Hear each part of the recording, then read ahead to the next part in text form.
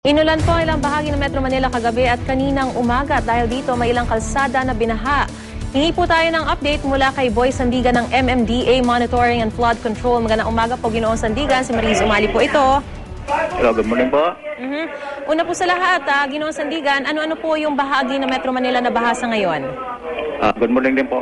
Dito po nireport po sa amin, ma'am, kaya pong as of 6:30 po kayo ng umaga. Ito po sa may Dimasalang, Masida, area po ng Maynila. Meron po tayong gutter deep dito. Ganda po sa may Recto Rizal Avenue, meron po tayong gutter deep. Dito rin po sa Dapitan, Masida, gutter deep din po. Sa may Arpa po, medyo po malalim as of 7 po kayo na reported po sa amin. Meron po tayong 15 inches ang lalim po ng tubig dito. Doon din po si ma'am sa along Blumen Street, meron po tayong mga 8 inches sa gutter deep lang po ito. Dito po sa RMB, Purisa.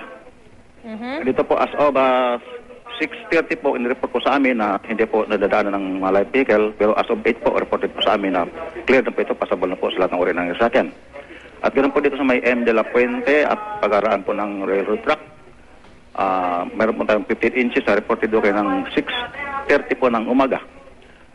Dito rin po sa Biak na Bato, reported po sa amin 7 a.m.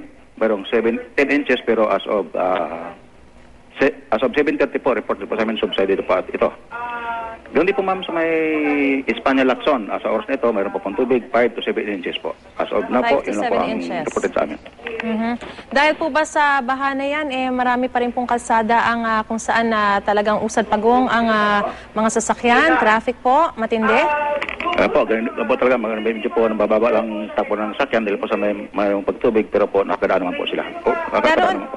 Ginoong Sandigan, naroon naman po yung mga tauhan ng MMDA para tumulong at least for the alternative routes o kaya tumulong sa pagmamonitor sa traffic.